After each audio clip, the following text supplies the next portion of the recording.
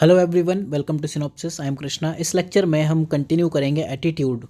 Attitude के पिछले lecture में हमने कंटेंट समझा था और एटीट्यूड की डेफिनेशन को लेकर जो आपके बेसिक एटीट्यूडनल जो मिसकॉन्सेप्शन थे उनको हमने दूर करने की कोशिश की थी।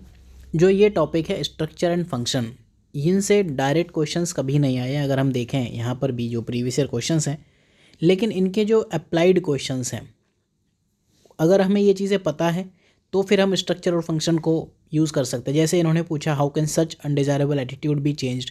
आपको फंक्शन ऑफ एटीट्यूड पूछ रहा है कि एटीट्यूड ऑफ फंक्शंस क्या होते हैं, उनको आप चेंज कैसे कर सकते हो। नॉलेज ऑफ फंक्शन ये स्ट्रक्चर में आ गया, ठीक है।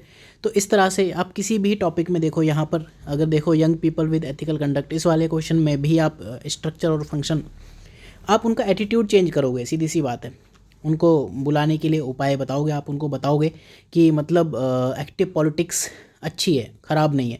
आप उनका नॉलेज फंक्शन या CAB कॉग्निटिव एस्पेक्ट, इनको चेंज करने की कोशिश करोगे। तो जो ये टॉपिक्स हैं कंटेंट स्ट्रक्चर एंड फंक्शन, इनका जो यूज़ है मोस्टली अप्लाइड पार्ट में आएगा, और अगर आप इनको अप्लाई करना सीख गए then it will be fine. तो देखते हैं सिलेबस में अगला टॉपिक हम देखते हैं। एटीट्यूड की हमने डेफिनेशन पढ़ी थी। सबसे पहली बात, एटीट्यूड एक पर्सपेक्टिव होता है किसी चीज़ को लेकर, आप उसके बारे में क्या सोचते हैं और क्या नहीं सोचते, वो हमने समझा। और कैटेगरीज ऑफ एटीट्यूड हमने पढ़ी, एक्सप्लिसिट एंड इम्प्लिसिट। अब देखते हैं स्ट्रक्चर ऑफ एटीट्यूड। स्ट्रक्चर में दो तरह के स्ट्रक्चर होते हैं, एक होता है स्टैटिक, दूसरा होता है डायनेमिक। तो स्टैटिक स्ट्रक्चर जो हमेशा फिक्स रहता है, डायनेमिक जो विद टाइम उसके साथ चेंज होता रहता है। अगर हम डायनेमिक एस्पेक्ट की बात करें तो एटीट्यूड एक डायनेमिक स्टेट ऑफ माइंड भी है। एटीट्यूड की अगर हम डेफिनेशन देखें यहाँ पर, here psychological perspective which is expressed by evaluating a particular object. हम यहाँ इवेल्युएट कर रहे हैं विद सम डिग्री और फेवर और डिसफेवर, तो ये विद टाइम चेंज हो सकती है। यही हम यहाँ बताने की कोशिश कर रहे हैं। Attitude is a dynamic state of mind. आज मेरा किसी चीज़ को लेकर क्या एटीट्यूड है, कल के दिन दूसरा एटीट्यूड हो सकता है। आज मेरे लिए कोई चीज़ अच्छी हो सकती है, कल के दिन ख़राब हो सकती है। जैसे UPSC है, जो लोग सेलेक्ट हो जाते हैं उन्हें लगता है कि हाँ ये तो ठीक है, नॉर्मल एग्जाम है। जो नहीं सेलेक्ट होते पता नहीं क्या क्या नाम रख देते हैं, अनप्रिडिक्टेबल सर्विस कमीशन एंड पता नहीं क्या क्या। तो जो साइकोलॉजिकल टेंडेंसी ऑफ फेवर और डिसफेवर है, ये चेंज होती है टेम्पोरल डायमेंशन में। अब टाइम को लिखने का एक ये तरीका होता है, टेम्पोरल डायमेंशन। टेम्पोरल का मतलब होता है history, historical dimension with time हम कैसे देखते हैं। तो इसकी वजह से डिफरेंट डिग्री ऑफ एटीट्यूड आते हैं डिफरेंट सिचुएशन में। तो ये डायनेमिक एस्पेक्ट हम बाद में देखेंगे, पहले हम देखते हैं स्टैटिक एस्पेक्ट्स क्या है। तो स्टैटिक एस्पेक्ट के लिए ABC या CAB मॉडल होता है। CAB में C मतलब कॉग्निटिव, कॉग्निटिव मतलब होता है नॉलेज या लॉजिकल, आप किसी चीज़ के बारे में जानते क्या हो। अफेक्टिव, अफेक्टिव मतलब अफेक्शन, फीलिंग या इमोशन हुए। तीसरा होता है बिहेवियरल। इनको अगर मैं आपको वैसे समझाऊं, कॉग्निटिव मतलब नॉलेज, अगर हम दिमाग को बनाने की कोशिश करें तो दिमाग कुछ ऐसा बनेगा, this is cognitive function. Plus affective मतलब ये आपका दिल हो गया, ठीक है। दिमाग प्लस दिल मिला के आप क्या करते हो, बिहेवियर, ठीक है। तो जब आप किसी चीज़ के बारे में, आपके पास कोई नॉलेज है और आपको उस चीज़ को लेकर कोई फीलिंग है, तब वो चीज़ आपके बिहेवियर में कन्वर्ट होती है। इस चीज़ को मिलाकर हम एटीट्यूड कहते हैं कि दिस इज़ एटीट्यूड।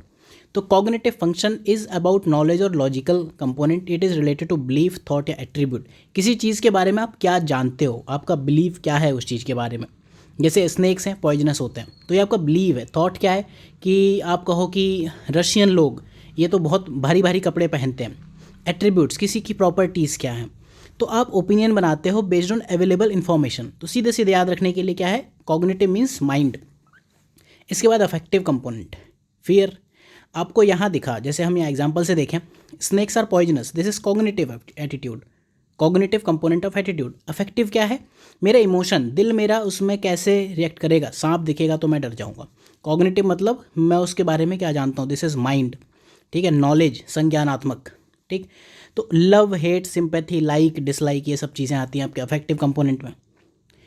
तो यही इंपॉर्टेंट कंपोनेंट होता है एटीट्यूड चेंज के लिए। आपको अटैक करना होता है माइंड पे। आप कहोगे नहीं सारे सांप पॉइजनस नहीं होते हैं, देन आप कहोगे ठीक है नहीं होते हैं, तो फिर I will not fear snakes. इन दोनों के मिक्सचर से आएगा I will run away if there is a snake, ठीक है। तो ये चीज़ इसमें याद रखनी है जब भी बिहेवियरल चेंज जो ये क्वेश्चन आते हैं।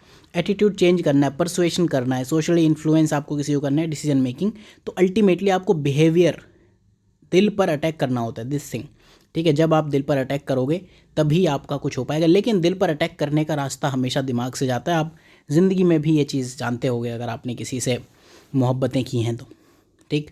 तो आपको दिल पर अटैक करने के लिए दिमाग पर, जैसे corruption is bad, in general आप कहते हो corruption is bad.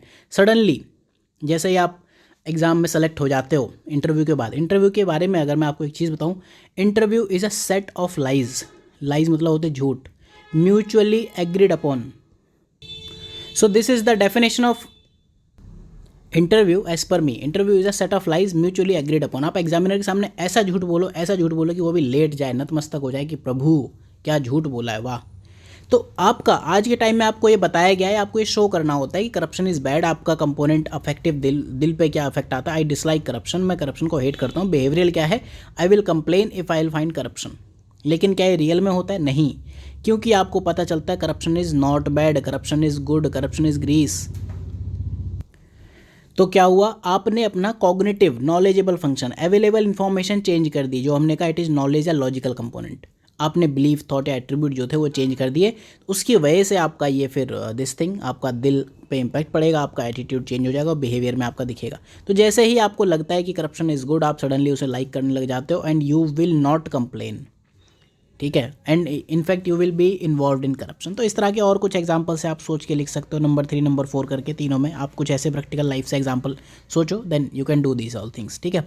Behavioural component मतलब टेंडेंसी या predisposition to act in a certain manner, मतलब आप बिहेव कैसे करते हो। तो बस एटीट्यूड का जो ये स्टैटिक एस्पेक्ट है, इसको हम कहते हैं CAB। ABC कहना आसान है, लेकिन पहले CAB इसलिए लिखते हैं, पहले दिमाग, फिर दिल, फिर बिहेवियर होता है। फिर आते हैं डायनेमिक एस्पेक्ट ऑफ एटीट्यूड। तो हमने जैसे कि बात की, हमेशा चीज़ें चेंज होती है, हमने कहा कि कॉग्निटिव कंपोनेंट को बदल दो, ठीक है, तो भी हो गया, चलेगा। अब कुछ चीज़ें ऐसे हो सकती, सपोज़ आपके सामने एक सांप तो है, लेकिन यू डू नॉट नो, आपको इन्फॉर्मेशन नहीं है कि सांप जहरीले होते हैं या नहीं, या आपके सामने कोई ऐसी चीज़ है जिससे आपको मतलब पता ही नहीं है कि है भी नहीं, आपका नॉलेजेबल कंपोनेंट वीक है, या किसी टाइम पे आपको कुछ चीज़ आती थी, आज कुछ चीज़ नहीं आती। हो सकता है आपने लक्ष्मीकांत जब पहली बार पढ़ी हो तो आपको बहुत ज़्यादा डर लगता हो, आप नॉर्मल लगती हो, तो वो सब डायनेमिक एस्पेक्ट्स ऑफ एटीट्यूड है। इसमें पहला आता है एटीट्यूड स्ट्रेंथ, ठीक है। एटीट्यूड्स स्ट्रेंथ में डिफ़र करते हैं, ठीक है। फॉर एग्जांपल, मैं किसी को हेट करता हूँ, suppose I dislike my boss, ठीक। तो ये हेट कई लेवल पे हो सकता है मैं उसको खखार के, खांस के ऐसे करके चले जाऊँ, या फिर मिले तो गालियाँ दे के चले जाऊँ, या ऐसा भी हो सकता है कि पीट के चले जाऊँ, या ऐसा हो सकता है कंबल कुटाई कर दूँ। तो एटीट्यूड स्ट्रेंथ जो होती है that is different, attitude differs in strength and this is often related two values. जो भी आपकी वैल्यू सिस्टम है उससे आपका एटीट्यूड स्ट्रेंथ हमेशा आपकी उसके अकॉर्डिंग आएगी। तो इसमें क्या हो सकता है, सर्टेनिटी, जैसे मैं हेट करता हूँ तो यस इट इज़ सर्टेन कि मैं उसे हेट करूँगा। इंटेंसिटी, कितनी हेट करता हूँ ये एक अलग चीज़ है। एक्सट्रीमिटी, एक्सट्रीम्स हो सकते हैं कि मैं उसको पटक पटक के धो रहा हूँ, या फिर नॉर्मली चलो ठीक है कुछ नहीं। देन पर्सनल इन्फ्लुएंस, नॉर्मली वो मेरी लाइफ पर या मैं किसी और पे कैसे इन्फ्लुएंस करता हूँ। This is attitude strength. मतलब अगर मुझे किसी से प्यार है, किसी से घृणा है, लव है, फियर है, तो किस स्ट्रेंथ तक है। दूसरी चीज़ होती है एटीट्यूड एक्सेसिबिलिटी। आपका मेरा झगड़ा हो गया फॉर एग्जांपल, ठीक है, यू एंड मी, 5 साल बाद हम मिले और मुझे याद ही नहीं है कि मुझे किस चीज़ की वजह से आपसे नफरत थी या झगड़ा हुआ, तो फिर वो एटीट्यूड मेरे लिए एक्सेसिबल नहीं है जो मेरी नॉलेज थी कि आप एक बुरे इंसान हो। मेरा कॉग्निटिव कंपोनेंट गायब हो गया, I am not able to recall the cognitive component. तो it is the ease with which attitude could be retrieved from memory, और वो ईज़ गायब हो गई। अगर मैं इजीली रिकॉल कर पाऊँ कि सपोज़ आप मेरे सामने पड़े, मैंने कहा यार ये तो बहुत उटपटांग इंसान है, इसको तो पेल देना चाहिए, तो अगर इजीली एक्सेसिबल एटीट्यूड है then it will be more predictive in behavioural changes, behavioural actions. अगर मुझे याद ही नहीं आ रहा है कि मेरा आपसे किस चीज़ को लेकर झगड़ा हुआ था, हम कई बार भूल जाते हैं चीज़ें, अच्छी बात है, जैसे मेरी मेमोरी वीक है और इतनी वीक है कि अच्छी चीज़ों के साथ बुरी चीज़ें भी भूल जाता हूँ, तो मेरे लिए एटीट्यूड एक्सेसिबिलिटी बहुत ख़राब है।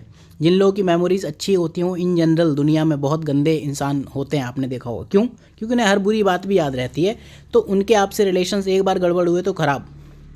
फिर इसके बाद आता है एटीट्यूड एम्बीवैलेंस। एम्बीवैलेंस को हिंदी में कहते हैं दुविधा। दुविधा मतलब होता है डिलेमा।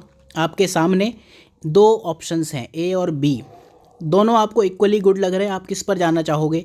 आपके सामने ऑप्शंस नहीं हैं, कोई एक 100% सर्टेन ऑप्शन नहीं है, ऐसा नहीं है, 50% 50%। तो आप किसी चीज़ के लिए साइमल्टेनियसली पॉजिटिव और नेगेटिव एटीट्यूड दोनों रखते हो। फॉर एग्जांपल इंटरकास्ट मैरिजेस के लिए एक तरफ तो आपको सोसाइटी की चिंता है, सोसाइटी में आपको रहना है, because man is a social animal, आप सोसाइटी के बिना नहीं रह सकते। दूसरी तरफ आपको चिल्ड्रन की हैप्पीनेस, अपने चाइल्ड बच्चे की खुशी की चिंता है। अब आप डिसाइड नहीं कर पा रहे हो, मैनी केसेस में लोग सोसाइटी की तरफ जाते हैं, मैनी केसेस में लोग चाइल्ड की तरफ जाते हैं। तो ये तीन चीज़ें हैं। Dynamic aspect of attitude, attitude strength है, एक्सेसिबिलिटी और एम्बिवेलेंस। जब भी हमें बिहेवियरल चेंजेस करने होते हैं, कुछ भी चेंजेस करने होते हैं, तो हम इन तीन चीज़ों के साथ खेलेंगे, साथ में ये तीन कंपोनेंट्स के साथ खेलेंगे। तो just try to do one thing.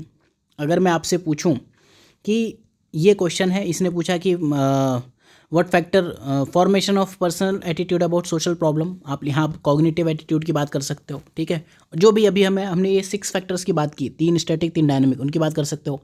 हमारी सोसाइटी में बहुत सारे कॉन्ट्रास्टिंग एटीट्यूड्स हैं सोशल प्रॉब्लम को लेके। कौन से कॉन्ट्रास्टिंग एटीट्यूड आपको कास्ट सिस्टम को लेकर दिखते हैं, जैसे अभी हमने इंटरकास्ट मैरिज की बात ही कर ली, एग्जाम्पल ही वही हो गया।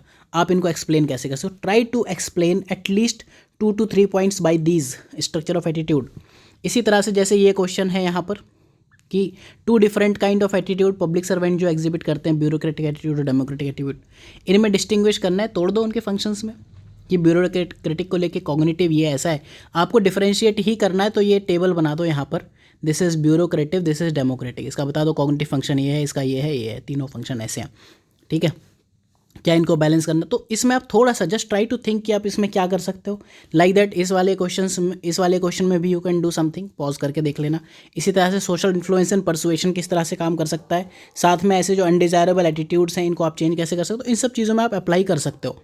तो just try to apply these all things. हम मिलते हैं अगले लेक्चर में। अगले लेक्चर में हम कंटिन्यू करेंगे फंक्शंस ऑफ एटीट्यूड। फंक्शंस कौन कौन से होते हैं, फंक्शन मतलब एटीट्यूड किस चीज़ के लिए होता है। तो ठीक है, सिनॉप्सिस पर आप ये स्पेशल कोर्सेज में 2021 GS4 यहाँ पर जाकर देख सकते हो। एंड अपार्ट फ्रॉम दैट जो अदर कोर्सेज है सिनॉप्सिस के, जो GS4 है, this is part of special courses and classroom course GS4 and combo. तो please consider subscribing to this courses and consider supporting us, we are a small institute. तो fee is very genuine small, और अगर नहीं भी है तो जो ये कोर्स है इसके 2 पार्ट हैं, एक बेसिक और एक अप्लाइड, ठीक है, एडवांस। जो स्टैटिक पार्ट है that I am going to cover fully, topic 1 से लेके टॉपिक nth तक 100 जो भी टॉपिक हैं यूट्यूब पर फ्री।